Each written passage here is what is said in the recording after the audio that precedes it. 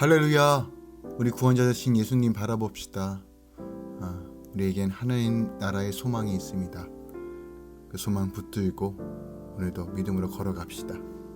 12월 21일 화요일 아침 예배 성삼위 하나님께 올려드립니다.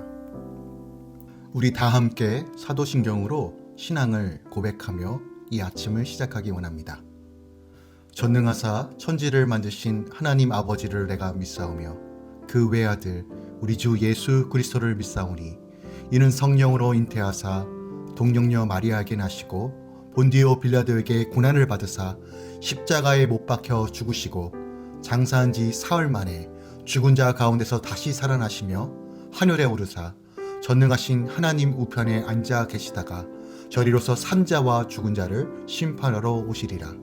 성령을 믿사오며 거룩한 공예와 성도가 서로 교통하는 것과 죄를 사하여 주신 것과 몸이 다시 사는 것과 영원히 사는 것을 믿사옵나이다. 아멘. 오늘 하나님의 말씀은 요한계시록 22장 6절부터 12절까지입니다. 요한계시록 22장 6절부터 12절까지입니다. 또 그가 내게 말하기를 이 말은 신실하고 참된지라 주 곧 선지자들의 영의 하나님이 그의 종들에게 반드시 속히 되어질 일을 보이시려고 그의 천사를 보내셨도다. 보라, 내가 속히 오리니 이 두루마리의 예언의 말씀을 지키는 자는 복이 있으리라 하더라.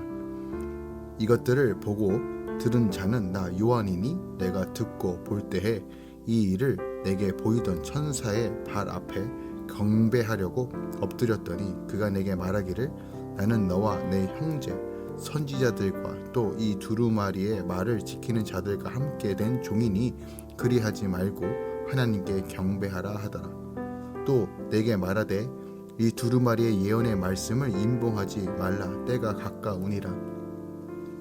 불의를 행하는 자는 그대로 불의를 행하고 더러운 자는 그대로 더럽고 의로운 자는 그대로 의를 행하고 거룩한 자는 그대로 거룩하게 하라. 보라, 내가 속히 오리니 내가 줄 상이 내게 있어 각 사람에게 그가 행한 대로 갚아주리라. 아멘. 하나님의 말씀입니다. 하나님은 천사를 통해 요한에게 속히 될 일을 보여주시며 이 예언의 말씀을 지키는 자는 복이 있다라고 말씀하십니다. 천사는 요한에게 하나님만 경배하고 때가 가까우니 이 예언의 말씀을 임봉하지 말라라고 전합니다. 그리고 주님이 속히 오셔서 각 사람이 행한 대로 갚아주시겠다라고 말씀하십니다. 오늘 본문의 말씀을 조금 더 절별로 살펴보도록 하겠습니다. 6절부터 11절까지는 끝맺는 말로서 지금까지 새 하늘과 새 땅의 환상을 보여주던 천사의 끝맺는 말로 마무리하고 있습니다.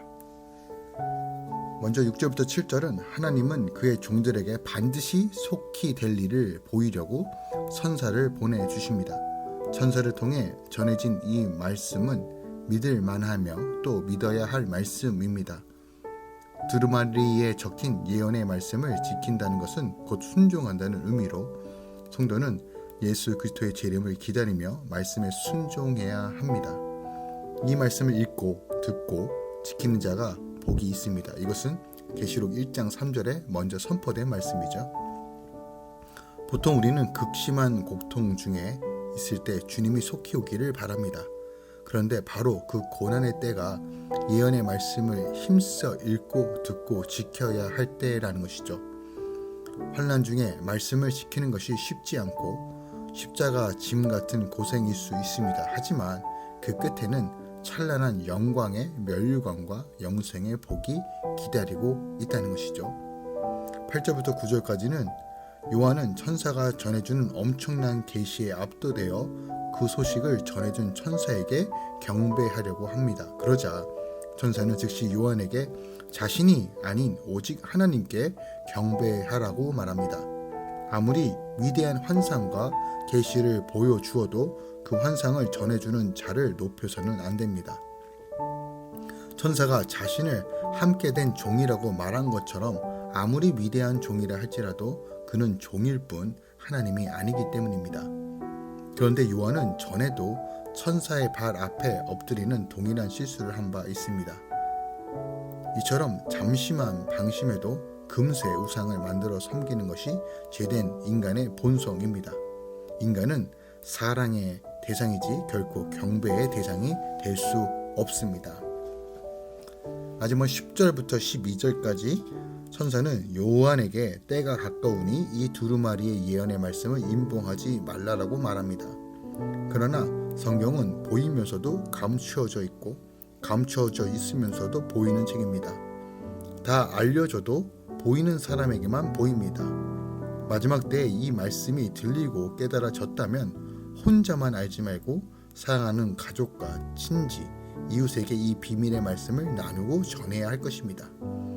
주님의 말씀을 읽고 듣고 지키는 자에게 그 행함대로의 구원의 상으로 여전히 불의를 행하는 자에게는 그 행함대로 무서운 심판으로 갚아주시겠다고 말씀하십니다.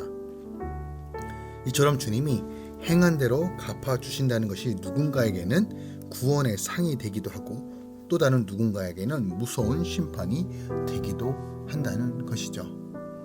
오늘 본문 말씀을 통해서 우리가 더 깊이 생각해 볼 것이 무엇이 있을까요? 7절 말씀 살펴보면요, 복 있는 자는 말씀을 아는 자가 아니라 지키는 자라는 사실을 우리에게 보여주고 있습니다. 임박한 주님의 재림의 선포와 함께 이 책의 예언의 말씀을 지키는 자가 복이 있다라고 다시 한번 강조합니다. 계시록에 선포된 총 7번의 축복 선포 가운데 6번째 선포로 그 내용, 첫 번째 복의 선포 내용과 같은 것입니다. 그 내용은 하나님의 예언과 말씀을 아는 것이 아니라 지켜 행하는 것이 복임을 다시 한번 강조하여 말씀하고 있습니다. 우리가 하나님의 말씀을 아는 일을 소홀히 해서는 안 됩니다. 올바로 행하려면 먼저 아는 일이 선행되어야 합니다. 때문에 계시록 1장 3절에서도 이 예언의 말씀을 읽는 자, 듣는 자, 지키는 자는 복이 있다라고 말합니다. 근데 여기서 읽는 자, 듣는 자, 지키는 자는 각각 다른 사람들이 아니라 한 사람을 뜻합니다. 즉 말씀을 읽는 자가 되어야 하고 듣는 자가 되어야 되고 행하는 자가 되어야 한다는 것입니다. 누가요? 우리가요. 나 자신이요. 말씀을 피상적으로 아는 것이 아니라 더욱 정확하고 바르게 알도록 성령님을 의지하며 애써 공부해야 합니다. 그리고 머리로 아는 지식에서 머무는 것이 아니라 아무리 작은 것이라 할지라도 실천을 통해 열매로 나타나야 합니다. 진리의 말씀은 반드시 생명의 열매로 나타나기 때문에 알기만 하고 행하지 않으면 그것은 죽은 믿음입니다. 누가복음 10장 25절에서 28절에 보면 한 율법 선생이 예수님께 와서 영생을 얻는 길에 대해서 묻습니다. 주님의 대답 대신 율법의 핵심이 무엇이냐고 다시 되묻죠. 그때 율법 교사는 하나님에 대한 사랑과 이웃에 대한 사랑이 핵심이라고 정확하게 대답합니다. 하지만 그때 주님께서 그 대답을 들으시고 내가 그처럼 율법에 존통하니 복이 있다 하라고 하시지 않고 내 대답이 옳도다, 이를 행하라, 그리하면 살리라 라고 말씀하십니다.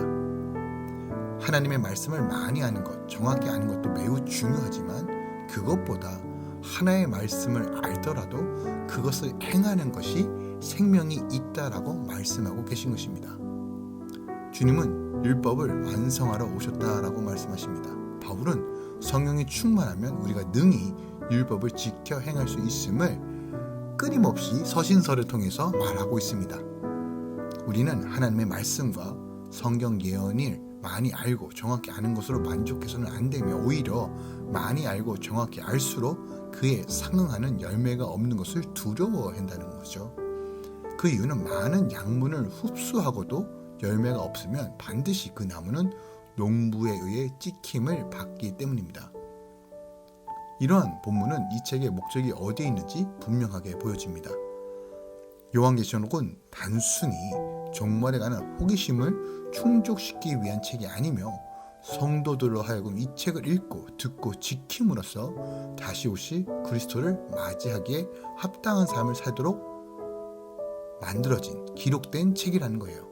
그러므로 말씀을 행하는 삶을 통해 세상 그 무엇으로도 맺지 못하는 거룩하고 아름다운 생명의 열매를 풍성히 맺어 하나님의 영광을 드러내며 나중에 상급도 넘치게 받는 복된 성도가 되어야 한다는 것이죠.